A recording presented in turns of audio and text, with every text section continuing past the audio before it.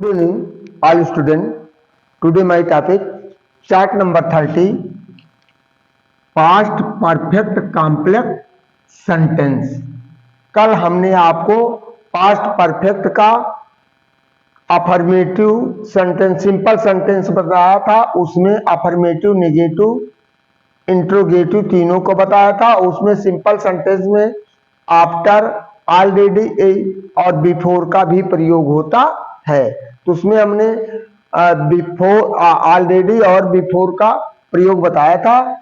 और complex sentence, तो इसकी पहचान, कॉम्प्लेक्स सेंटेंस के वाक्यों की आप पहचान कैसे करेंगे। तो हमारा पहले आपसे निवेदन है कि वीडियो को अंत तक देखिए, तभी आपको पूरा आनंद मिलेगा। ये नहीं कि आप वीडियो को देखिए और सरका दीजिए, फिर आप देखिए सरका दीजिए। जब तक आप भगा भगा के देखेंगे तब तक आपको पूर्ण आनंद नहीं मिल पाएगा, पूर्ण रूप से नॉलेज भी आपको ज्ञान प्राप्त नहीं हो पाएगा। तो इसमें हम देख रहे, बता दे रहे हैं, इस काल के में कॉम्प्लेक्स सेंटेंस में, इस काल के कॉम्प्लेक्स सेंटेंस में दो कार्य का होना पाया जाता है। एक कार्य दूसरे कार्य से पहले समाप्त होता है, किंतु दोनों कार्य भूतकाल में समाप्त होते हैं। अब रूल्स ऑफ ट्रांसलेशन हमारा क्या कह रहा है। तो कॉम्प्लेक्स सेंटेंस में एक प्रिंसिपल क्लॉज होता है, दूसरा सबऑर्डिनेट क्लॉज होता है, जिसका वर्णन अभी हम आपको देते हैं। पहले तो हम आपको इसका रूल्स ऑफ ट्रांसलेशन के नियम बता दे रहे हैं। Rules of translation, complex sentence के अनुवाद के नियम। जो कार्य पहले समाप्त होता है उसका अनुवाद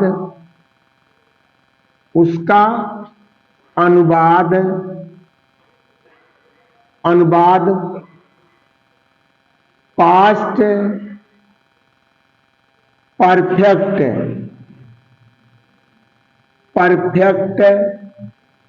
टेंस में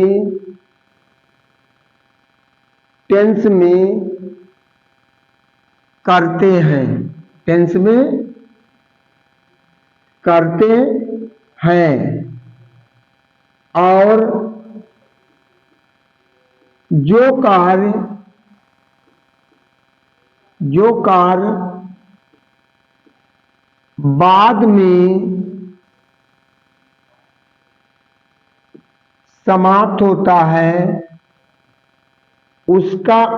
समाप्त होता है उसका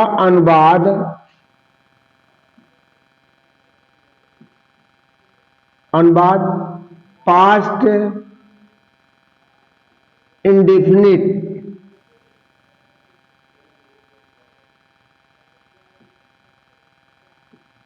इंडेफिनिट में करते हैं। अब ये हम आपको रूल्स ऑफ ट्रांसलेशन बता रहे हैं कि जो कार्य पहले समाप्त होता है उसका अनुवाद पास्ट परफेक्ट में करते हैं, और जो कार्य बाद में समाप्त होता है उसका अनुवाद पास्ट इंडेफिनिट में करते हैं। तो इसमें बिफोर और आफ्टर आता है। अब देखिए, तो हमने आपको एक कॉम्प्लेक्स सेंटेंस बनाया है। कॉम्प्लेक्स, एक उदाहरण हम आपको दे रहे हैं। कॉम्प्लेक्स सेंटेंस, यहां हम आपको बता दे रहे हैं कि इसमें कॉम्प्लेक्स सेंटेंस में देखिए एक प्रिंसिपल क्लॉज होता है।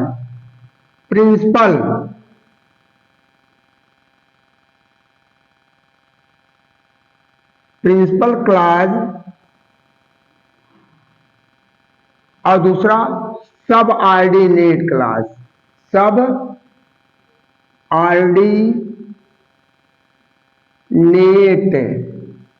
Clause, class. इसको कहते हैं प्रधान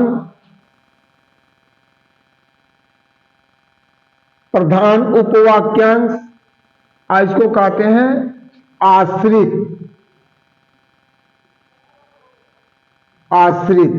अब आश्रित किस लिए होता है? क्योंकि या तो अपना पूर्ण अर्थ प्रदान करता है या अपना पूर्ण अर्थ प्रदान नहीं कर पाता है। अब देखिए आपको कॉम्प्लेक्स सेंटेंस आ गया, जैसे अब यहां एज, केवल हम इसका इंग्लिश लिख दे रहे हैं एज। देखिए हिंदी अंग्रेजी दोनों चलिए लिख दे रहे हैं। मेरे जाने से पहले, मेरे जाने से पहले वह सो चुका था। अब देखिए वह सो चुका था, या तो पास्ट परफेक्ट, पहले इसमें कार्य का होना किसमें पाया जा रहा? वह सो चुका था मेरे जाने से पहले, यानी हम गए ही नहीं थे, उसके पहले वह सो चुका था। तो इसको हम पास्ट परफेक्ट में ले जाएंगे। तो अभी हम बाय रूल फार्मूला के द्वारा दे देते हैं आपको। तो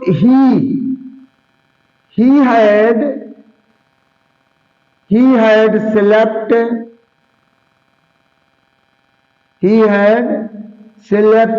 अब देखिए कंजक्शन का प्रयोग कर रहा पहले, बिफोर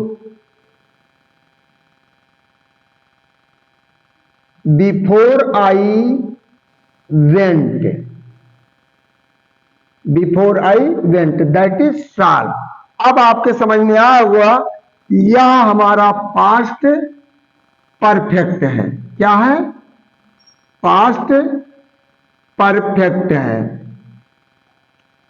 पास्ट परफेक्ट। और यह हमारा पास्ट इंडेफिनिट है, पास्ट इंडेफिनिट। अंडरस्टैंड?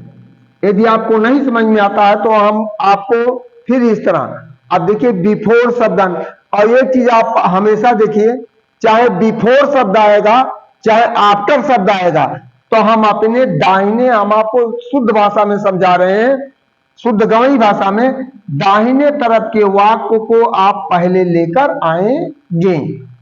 अब देखिए वाक्य में, हिंदी के वाक्य में, हिंदी के वाक्य में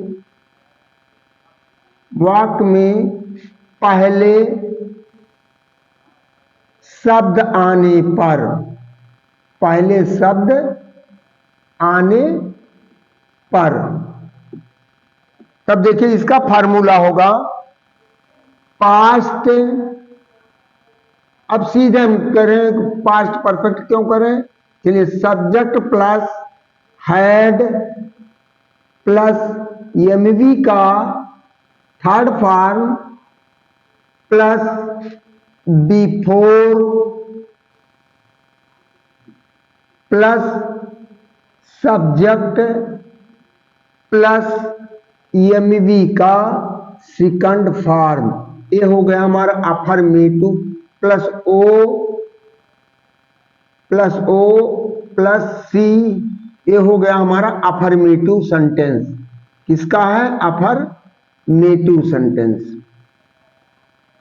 ये अफर्मेटिव सेंटेंस का रूल्स है। अब हम देखिए इस पर आपको एग्जाम्पल दे रहे हैं। अध्यापक के पहुंचने से पहले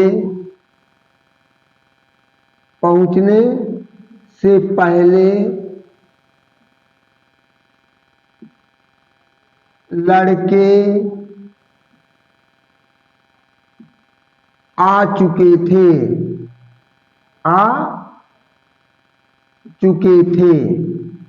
अब यहां आप देखिए पहला कार्य कौन समाप्त हुआ है?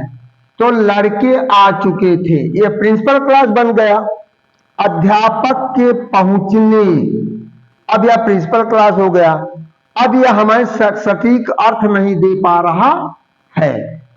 अब दोनों को जब मिला देंगे, अध्यापक के आने से पहले लड़के आ चुके थे, तो हमारा पूर्ण अर्थ निकल जाता है।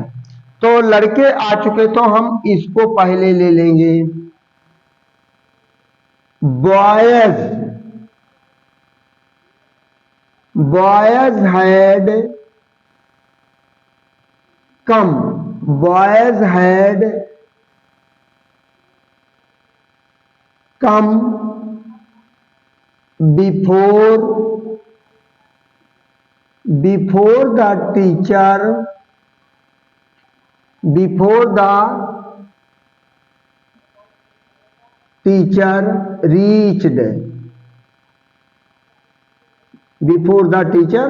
reached, that is solved।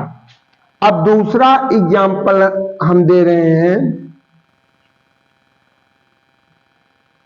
मेरे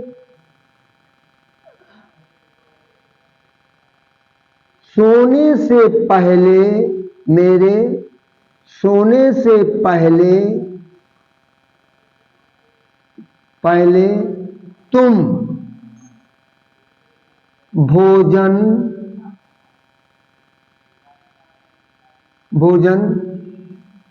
पका चुके थे। अब देखिए मेरे, अब इसमें भी तुम भोजन पका चुके थे, पहला कार्य यही होना पाया जा रहा है। तो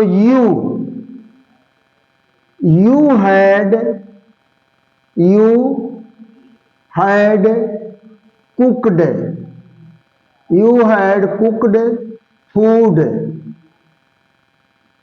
before I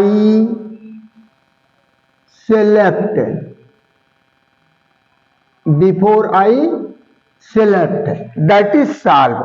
तो इस तरह हम आपको इसको लेकर के 3 एग्जाम्पल आपको दे चुके हैं। अभी तो हम आपको अभी इसको लेकर के 3 एग्जाम्पल आपको दे चुके हैं।